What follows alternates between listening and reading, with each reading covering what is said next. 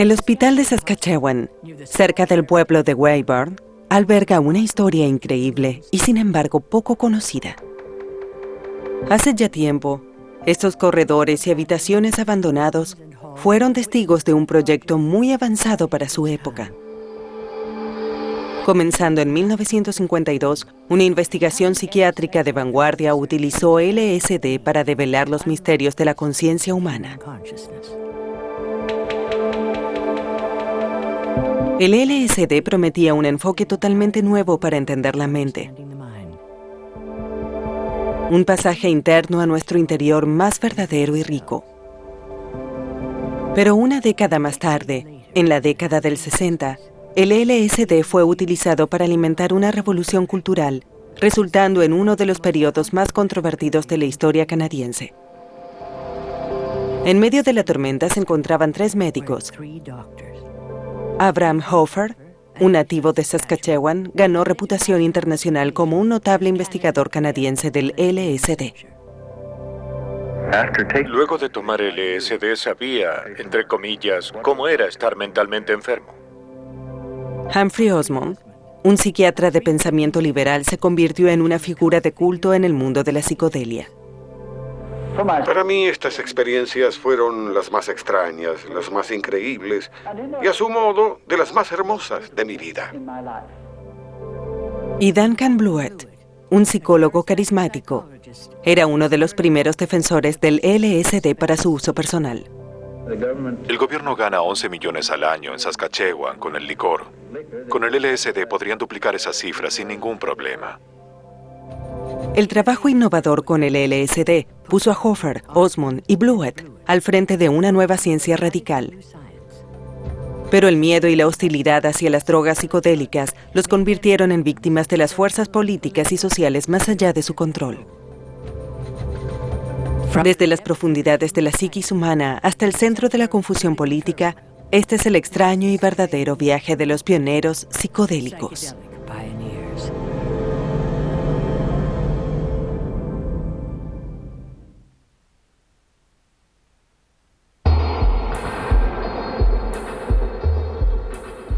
En 1920, cuando el Hospital Saskatchewan fue construido, una enfermedad debilitadora llamada esquizofrenia tenía millones de víctimas en todo el mundo.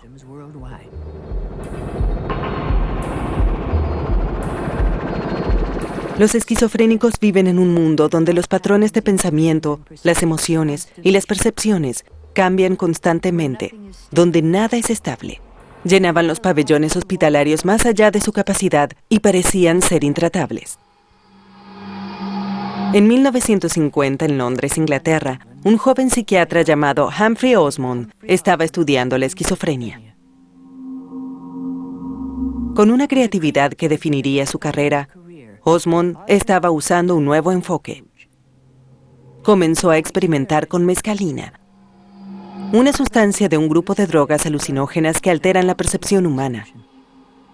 Lo que sucede es que uno ve al mundo de un modo completamente diferente. Y uno obtiene una imagen del mundo como uno imagina que los grandes artistas a veces lo ven. Un mundo de mucho color, de gran significado, de gran belleza, pero a veces también de gran terror. Osmond estaba convencido de que esta experiencia inducida por mescalina era similar al mundo interno de los esquizofrénicos. Causó shock en la comunidad médica, sugiriendo que la esquizofrenia podría ser una forma de autointoxicación provocada por el cuerpo que produce equivocadamente sus propios compuestos alucinógenos. Esto implicaba una nueva línea de investigación psiquiátrica. Cuando sus ideas fueron rechazadas por la comunidad médica inglesa, Osmond decidió irse de Londres. En 1951, Osmond llegó al Hospital Saskatchewan en Weyburn y pronto fue ascendido a superintendente, la posición más alta. En el Hospital Universitario de Saskatoon, Osmond tuvo el placer de descubrir un estudio de investigación sobre esquizofrenia.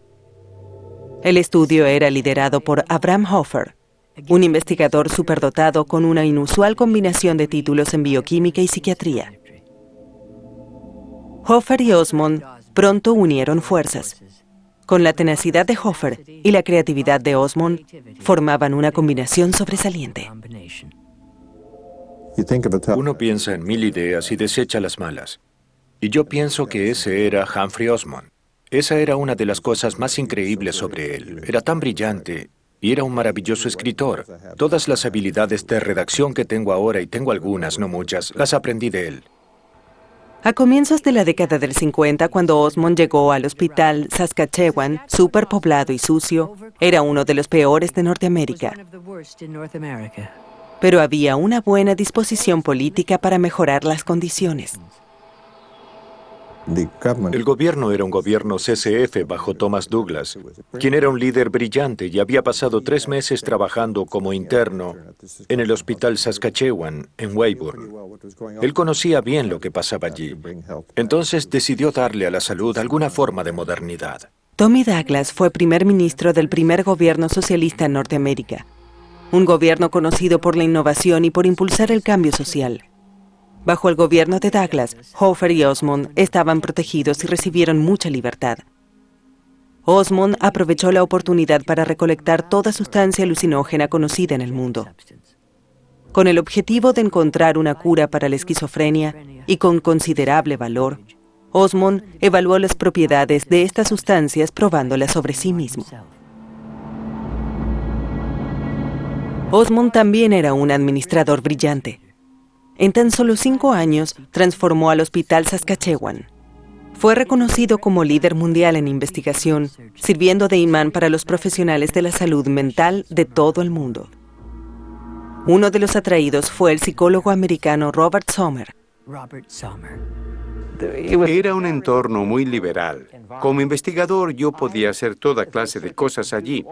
Y luego Humphrey se convirtió en superintendente. La gente creativa como él no se convierte en superintendente de hospital.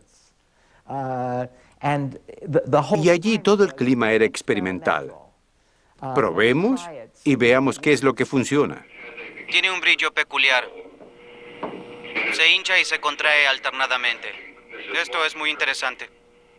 Antes de 1952, Hoffer y Osmond habían formado un equipo para estudiar la esquizofrenia. Expandiéndose sobre las ideas que Osmond trajo de Inglaterra, basaron su investigación en la búsqueda de una causa bioquímica de la enfermedad. Este enfoque iba contra la tendencia psiquiátrica. Luego se fijó en la creencia de que la causa de la esquizofrenia era absolutamente psicológica. Dentro del cuerpo de los esquizofrénicos, Hoffer y Osmond buscaron la producción anormal de compuestos que tuvieran propiedades alucinógenas. Uno de los primeros compuestos que identificaron fue un derivado de la adrenalina llamado adrenocromo. Los nuevos químicos nos permiten experimentar algunas de las increíblemente desagradables y a veces aterradoras agonías mentales del paciente esquizofrénico. En cierto modo nos ponemos en sus zapatos por unas horas. La primera regla de Hoffer y Osmond para probar los compuestos era hacerlo uno mismo. Ellos creían que para entender completamente la esquizofrenia necesitaban temporariamente ser esquizofrénicos ellos mismos. Averiguamos que después de tomar adrenacromo y adrenalutina, fuimos empujados a la experiencia mucho más que sin una droga que produce psicosis. Vivimos la experiencia más como la verdadera esquizofrenia. Pero el adrenocromo resultó ser inestable y difícil para trabajar. Entonces Hoffer y Osmond se volcaron a una nueva droga del mismo grupo de alucinógenos que la mescalina. Recién estaba disponible y se llamaba LSD. El LSD fue descubierto durante la Segunda Guerra Mundial en Sandoz, una empresa farmacéutica suiza. El químico Albert Hofmann estaba experimentando con ergot, un hongo que crece en el trigo. El 16 de abril de 1943, Hofmann accidentalmente absorbió una pequeña cantidad de ácido lisérgico dietilamida 25. Y fue su primer viaje en LSD.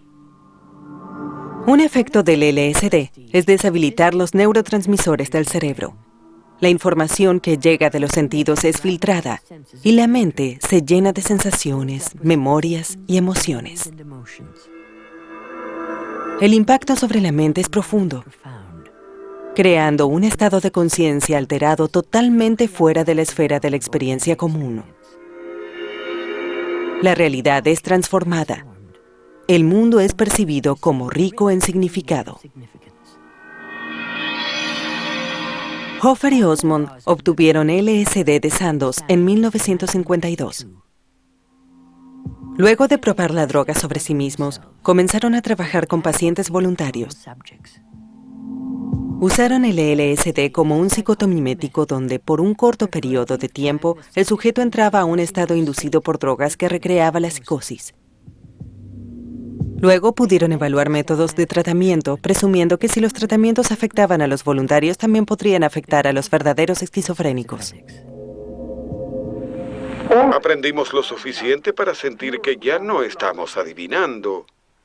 Ya no dependemos solo de la sensibilidad para obtener acceso al mundo de nuestros pacientes.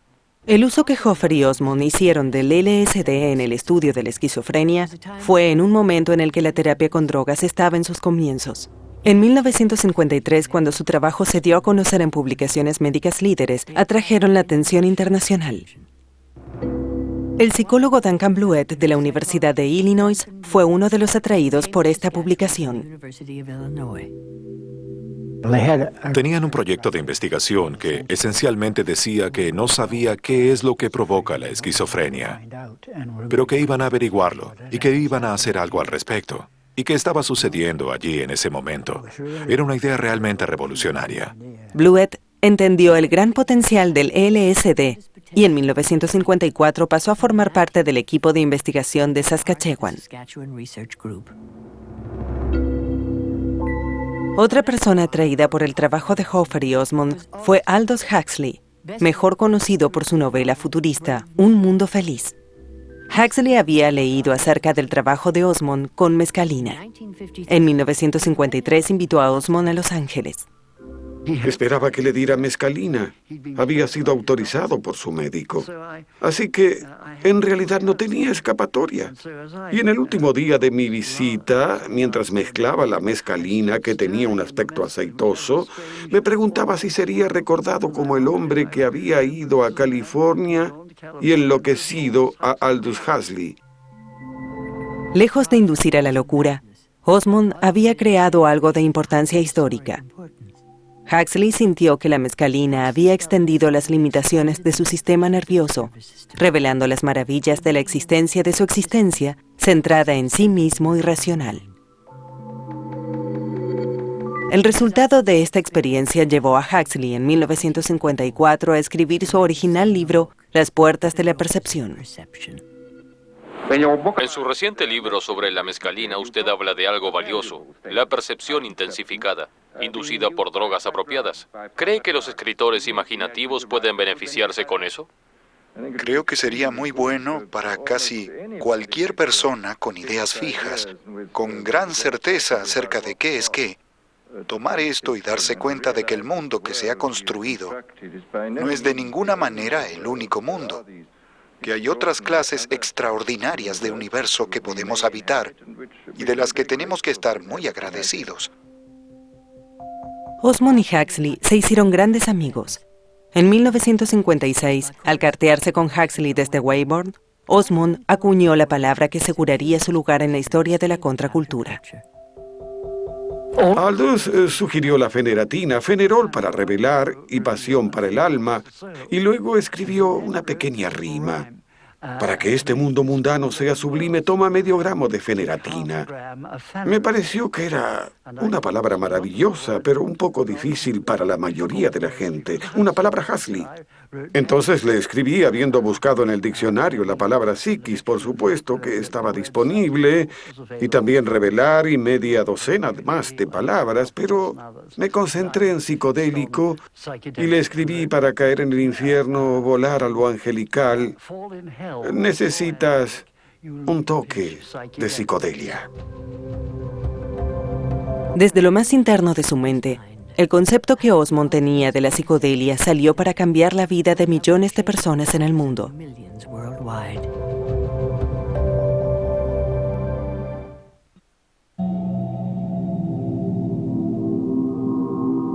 En 1954, la investigación del LSD en Saskatchewan tomó una dirección totalmente nueva.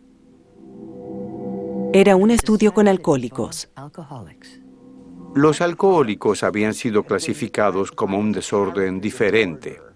Freud no sentía que fueran tratables por el psicoanálisis porque no era posible establecer una relación. No tenían libido disponible. Entonces uno hablaba con esta persona y no tenía una impresión emocional de ella. Supimos sobre Alcohólicos Anónimos y que uno de sus principios básicos es que uno tiene que tocar fondo antes de estar bien. El peligro de tocar fondo es la alta tasa de mortalidad. ¿Cómo podemos hacer que esta gente toque fondo sin peligro?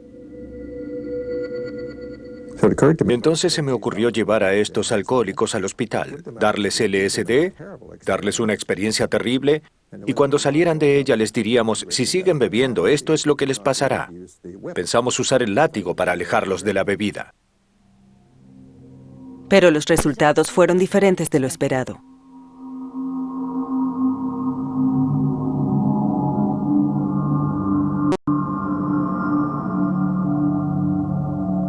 Humphrey comenzó a usar ese tratamiento con su psicólogo en Weyburn. Y dijo, no estamos logrando esta clase de experiencia terrible. Estos tipos están empezando a disfrutarlo. Les gusta esta experiencia. Y esto empezó a suceder tan a menudo que dijo que era un nuevo fenómeno. ¿Puedo salir un momento? Claro que sí, David.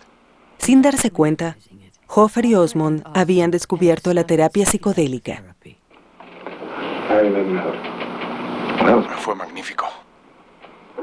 La naturaleza trascendental de la experiencia con LSD dio a los alcohólicos una visión clara de sus motivaciones para beber y los ayudó a motivar la autocomprensión y la aceptación personal.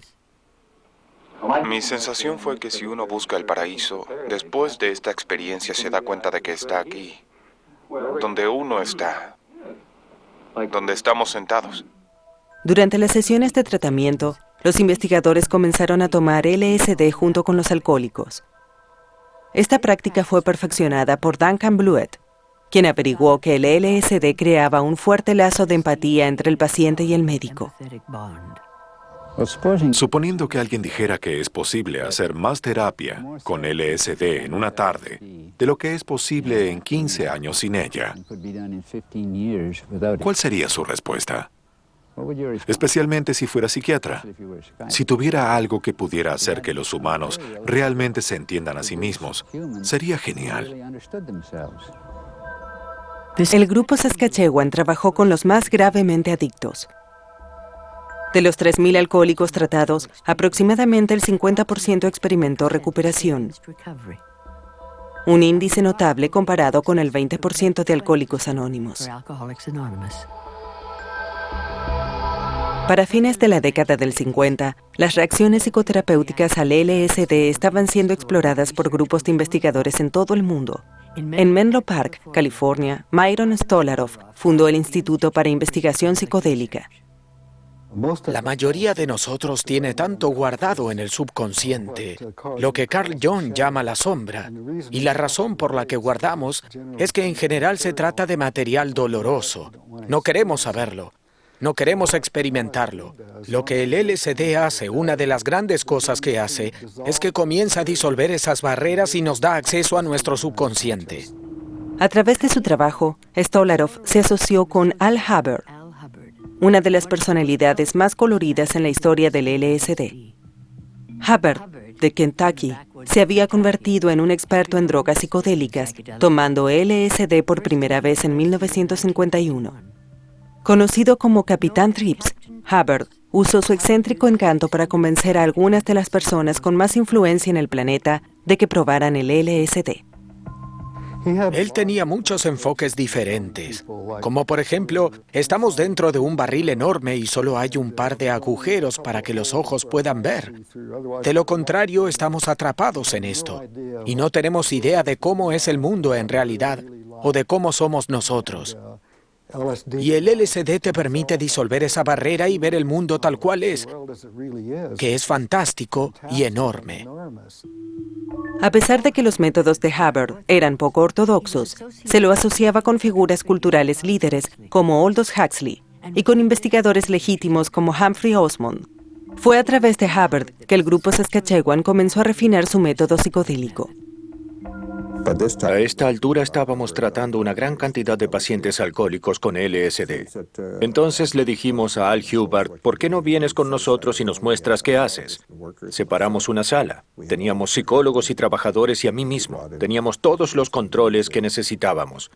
Y él trajo fotos y música y lo vimos trabajar y nos gustó la idea.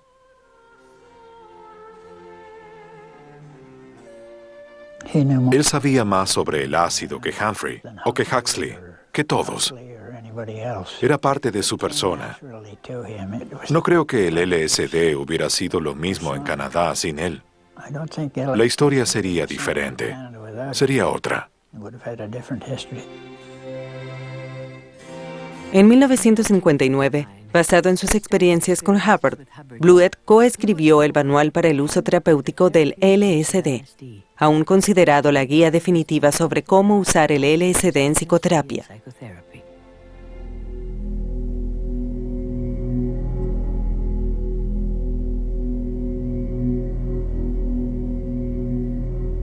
En 1956, Hoffer, Osmond y Blewett participaron de una ceremonia peyote cerca de North Battleford, con miembros de la Iglesia Nativa Americana.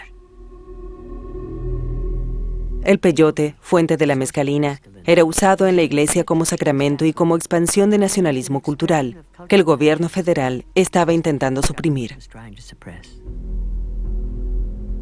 El grupo Saskatchewan asistió a la ceremonia para demostrar que no todos eran hostiles hacia los objetivos de la iglesia. Osmond publicó un relato sobre la experiencia en la revista Mañana.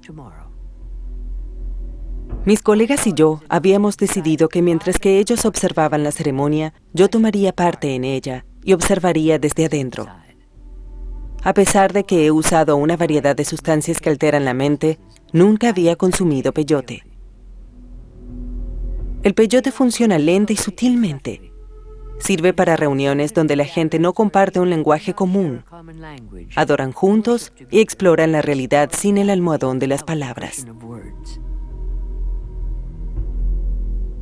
Estábamos experimentando algo que no puede ser contenido por el lenguaje. La música o la poesía se acercan.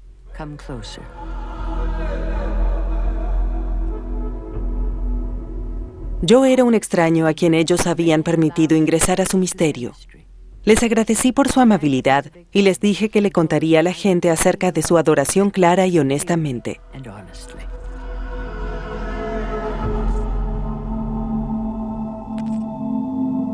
En 1957, el grupo Saskatchewan empezó a usar LSD de manera que tuviera una influencia duradera.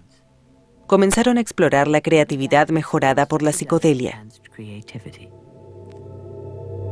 Algunos de los voluntarios más famosos del estudio eran miembros de un grupo renombrado de artistas, el Regina 5.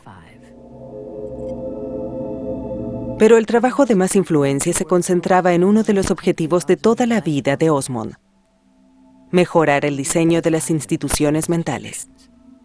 Esperamos que llegue el día en que estos grandes edificios no sean necesarios para albergar pacientes con estadías largas.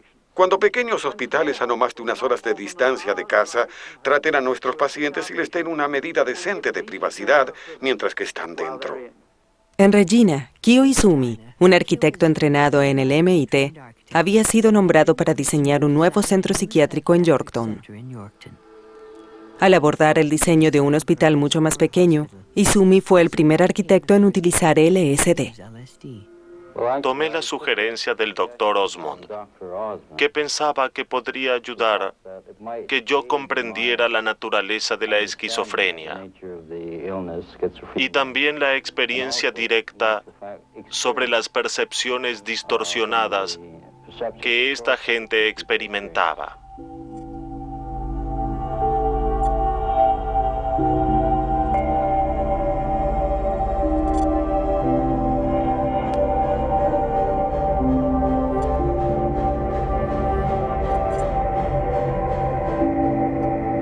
Consciente de que los espacios amplios desorientan a los esquizofrénicos, Izumi creó espacios más íntimos, con salas que permitían la privacidad y la reflexión. una de las 4 instituciones construidas por Izumi luego de su experiencia con LSD. El Hospital Yorkton ganó un premio al diseño innovador otorgado por la Asociación Psiquiátrica Norteamericana. Los resultados de su trabajo, al cual Osmond llamó socioarquitectura, fueron emitidos por el Instituto Nacional de Salud Mental en Washington, D.C. A través de la influencia de Humphrey, establecieron el primer programa de psicología arquitectónica en la Universidad de Utah. Fue un esfuerzo conjunto entre el Departamento de Psicología y el de Arquitectura. Luego, en la ciudad universitaria de Nueva York, establecieron un programa de psicología ambiental y otro de investigación en hospitales mentales. Todo eso vino del trabajo socioarquitectónico.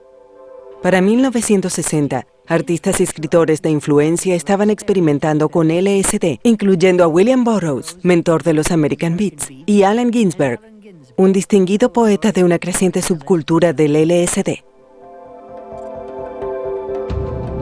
El profesor de Harvard, Timothy Leary, quien se convertiría en el autoproclamado sacerdote superior del LSD, había tenido su primera experiencia en 1962. La creciente conciencia del LSD habría tenido serias consecuencias para Hoffer, Osmond y Blewett. En 1961, el entorno político había cambiado en Saskatchewan cuando Tommy Douglas partió hacia Ottawa para convertirse en líder de los nuevos demócratas federales. Uno de los primeros en reaccionar al cambio fue Humphrey Osmond.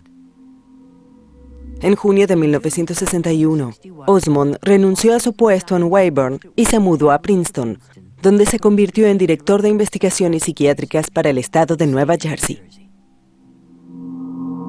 Perder a Osmond fue terrible para el grupo Saskatchewan, especialmente para Abraham Hoffer.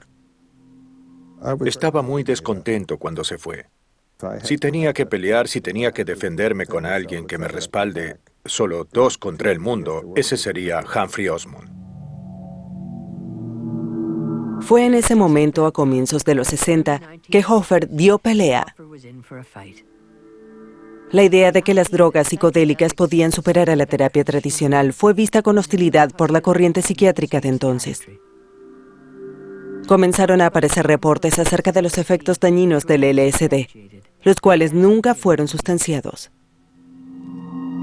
Eso creó mala disposición y hostilidad. Y creo que esa hostilidad, que era extensiva, siguió durante mucho tiempo. No veían lo que intentábamos hacer. No estábamos intentando hacer que todo el mundo consumiera drogas. Advertíamos contra ellas.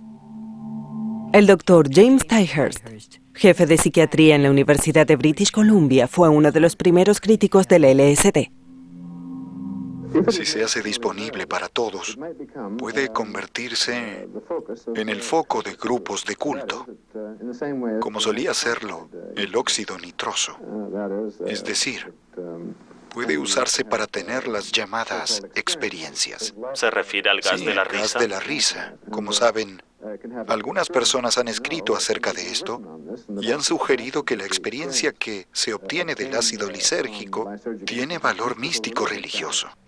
El gobierno federal, citando estudios negativos de la comunidad médica, reaccionó a la creciente controversia. Estamos muy preocupados por estas drogas alucinógenas, especialmente el LSD. La evidencia médica que tenemos dice que sin ninguna duda provoca daño fisiológico.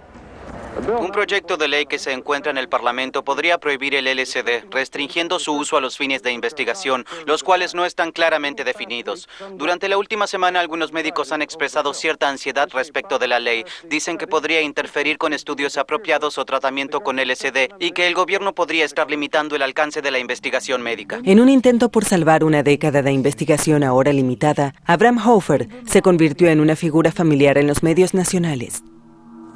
Ciertamente es posible que el LSD en algunas personas precipite una psicosis. Hay casos registrados.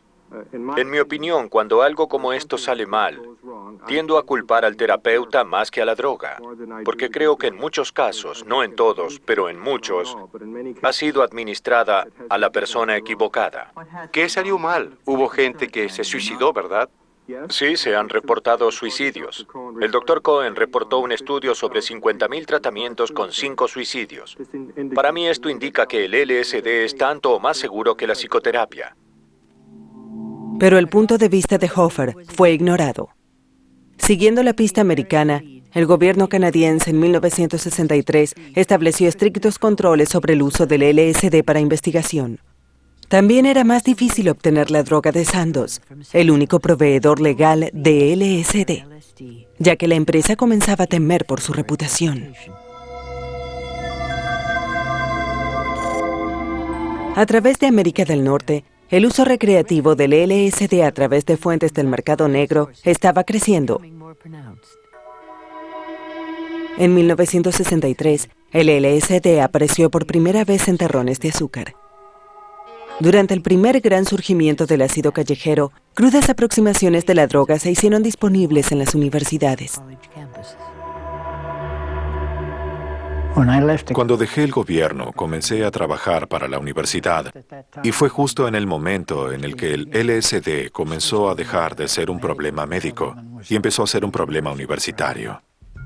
En la Universidad de Regina, Duncan Blewett había sido contratado para desarrollar el departamento de psicología. Con casi 10 años de experiencia con LSD, el conocimiento de Blewett era valorado por los estudiantes. Un estudiante que se acercó a Blewett fue Simon de Jong, quien más tarde se convirtió en miembro del Parlamento y candidato para el liderazgo del nuevo Partido Federal Democrático. Muy espontáneamente me acerqué a él y le dije, Dr. Blewett, quisiera tener una experiencia con usted. Quisiera tomar LSD con usted. Duncan al principio estaba un poco dubitativo, pero luego dijo, está bien. Y creo que en ese momento arreglamos un lugar y un horario. Cuando el uso del LSD comenzó a entrar a la vida de los estudiantes, Blewett intentó convencer a la universidad de que respaldara estudios formales sobre el LSD. Cuando ellos se negaron, él continuó defendiendo la experimentación personal. Creo que en cierto punto él dice, maldición, esto es demasiado grande. Esto ha crecido más allá de los límites de las universidades y los establecimientos universitarios y de las políticas dentro de la universidad. Estas pequeñas cosas no deberían poder detener un invento humano tan importante. Pero según Abraham Hoffer, Blewett estaba poniendo la reputación del grupo Saskatchewan en riesgo. Hoffer expresó sus preocupaciones a Humphrey Osmond en una carta en junio de 1963. Saskatchewan está comenzando a ser considerado un modelo de cómo el LSD puede usarse de manera segura en un entorno controlado. Hay una sensación entre los grupos de LSD en Estados Unidos de que hemos salvado la investigación con LSD de la extinción. Esto es lo que intentamos señalarle a Duncan Blewett. Lo que inicialmente había unido al grupo, una creencia en el increíble potencial del LSD, ahora lo estaba separando. Hay que hacer una distinción entre investigación y exploración psicodélica. Nosotros estábamos investigando. Blewett y el resto estaban haciendo algo totalmente diferente.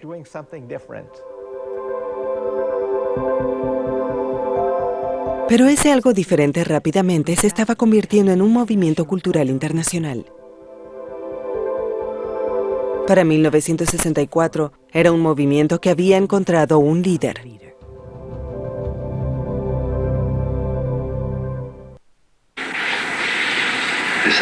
Usaremos la sesión de esta noche como un viaje dentro de su propio cuerpo. El cerebro humano recibe varios miles de millones de señales por minuto. Su cerebro está inundado con millones de mensajes codificados de todas las partes de su cuerpo a cada segundo. En 1963, Timothy Leary fue despedido de la Universidad de Harvard por involucrar a estudiantes en experimentos con drogas psicodélicas. Reapareció en Millbrook, una propiedad en la zona rural de Nueva York. Leary usó a Millbrook como un centro desde donde difundir su mensaje sobre el LSD para todos. Francamente, no creo que el ser humano esté preparado para el LSD. De hecho, no creo que el ser humano esté preparado para el fuego. Pero el problema es que el LSD está aquí. ¿Y qué vamos a hacer al respecto? ¿Pasaremos una ley contra el LSD que diga que solo los médicos pueden hacer este viaje? ¿El proceso divino, enloquecer, usar este microscopio interno? Claro que no podemos, porque está aquí y será utilizado. Para aquellos involucrados en la investigación seria con LSD, Leary estaba convirtiendo su empresa en una fiesta. El psicólogo Stanley Krippner había sido voluntario en los experimentos de Leary en Harvard. Estaba en desacuerdo con mi amigo Timothy Leary, quien realmente quería extenderlo a las masas. Y dije, no soy un elitista, pero creo que estas drogas son mejor utilizadas por un pequeño número de personas en situaciones muy supervisadas y controladas.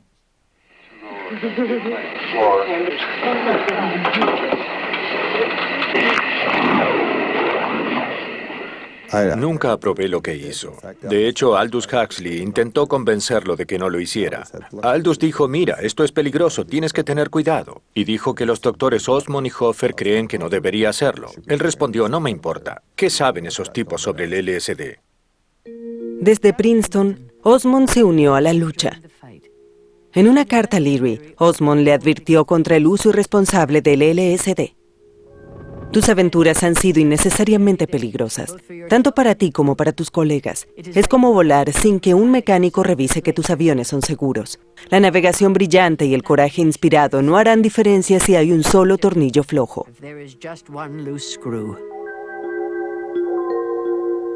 Duncan Blewett no compartía la opinión de Hoffer y Osmond acerca de Leary. Si bien uno puede menospreciar el método de Leary, sin duda ha sido efectivo. Por ejemplo, vi una historieta en Cavalier. Normalmente no la leo, pero es una revista nacional. Un joven está parado en la calle hablando con un uniforme de policía, con un gran girasol sobre la cabeza y dice, ¿qué? ¿Yo oficial? Claro que no. Y también otra historieta en Playboy donde una joven pareja estaba abriendo los regalos de Navidad y el joven dice, por Dios, LSD, y nosotros solo le enviamos marihuana.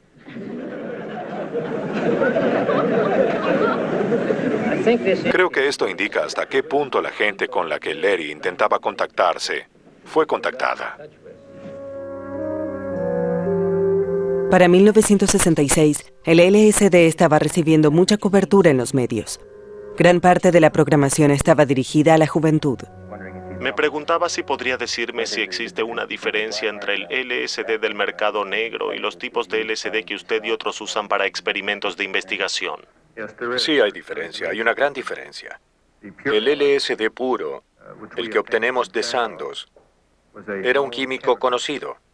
Mientras que el LSD del mercado negro contenía solo un 10% del LSD original. De hecho, es posible que muchos de estos llamados malos viajes se deban a otros químicos y no al LSD que contienen. Los malos viajes, experimentados como miedo extremo, pánico e incluso psicosis temporaria, eran ahora comunes. El valor del LSD como agente para lograr la autocomprensión y explorar mayores estados de conciencia ahora se estaba perdiendo.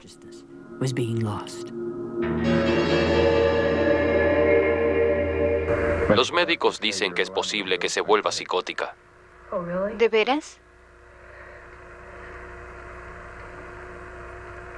Sabe, realmente creo que esto es extraño. Si toda la gente que tomó ácido, la gente que conozco que ha consumido ácido, podemos mirar a la otra gente que no lo ha consumido y ellos pueden decirnos que estamos locos. Podemos decirles que no han visto nada aún.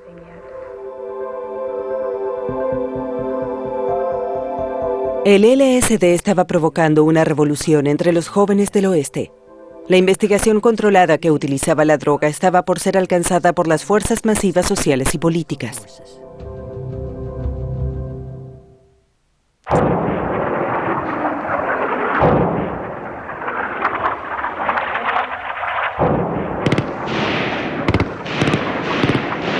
Para mediados de los 60, la guerra en Vietnam era rechazada por millones alrededor del mundo.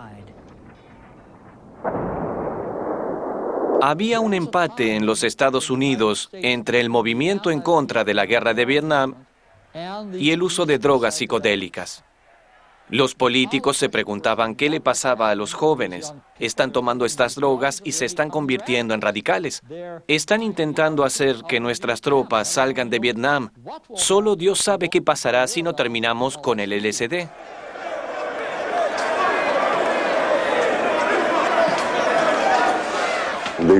Ellos ya no creían en lo que el gobierno decía. Esto es único. No hay muchas situaciones en la historia de la humanidad donde una vez que un país está en guerra y los tambores de guerra están sonando, la obligación patriótica del ciudadano es apoyar a la bandera y al país, equivocado o no, pero su país. Bueno, eso no sucedió.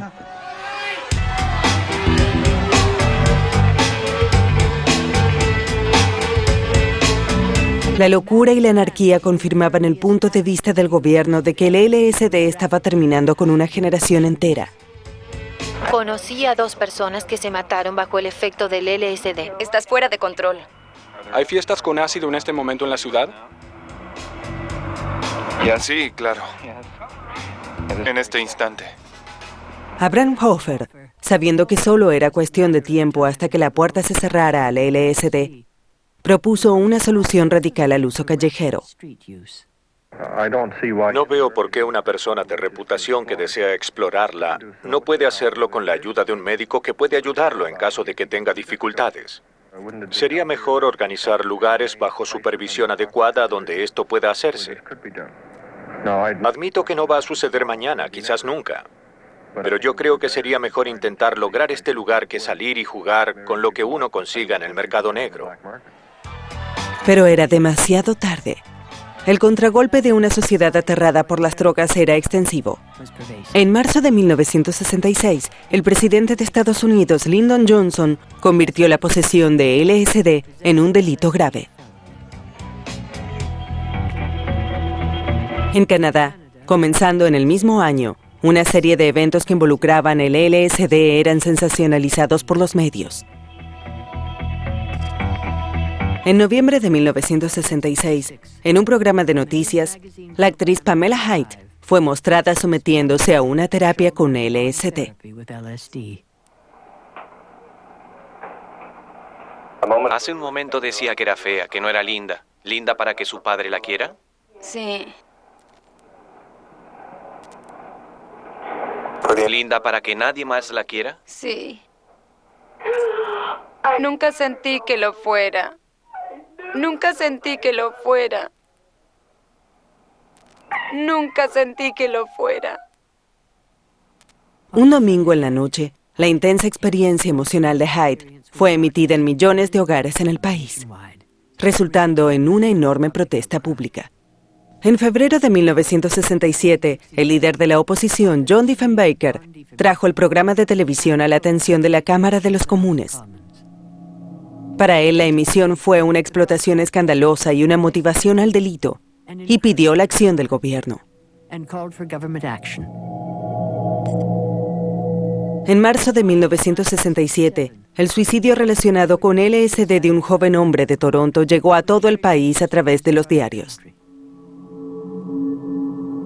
Un mes más tarde, el 23 de abril de 1967, el gobierno canadiense aprobó una ley que prohibía el LSD. Todos los proyectos de investigación del Grupo Saskatchewan fueron inmediatamente abandonados.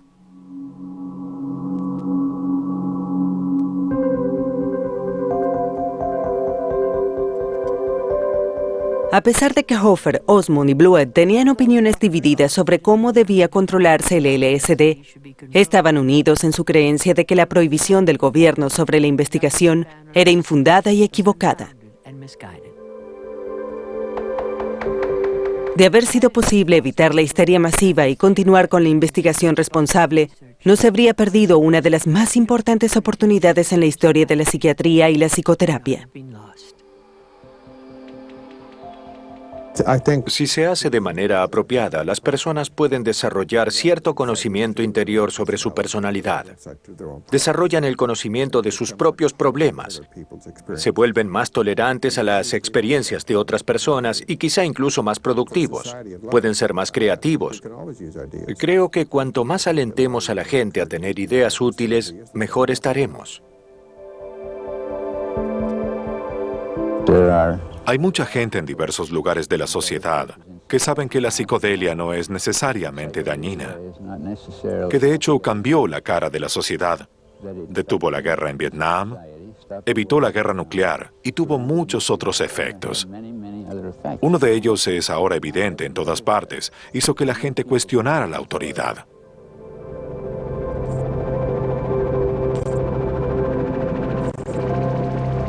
Tenemos evidencia de que las drogas psicodélicas, usadas correctamente, pueden incrementar la comunicación y la comprensión entre aquellos que las consumen.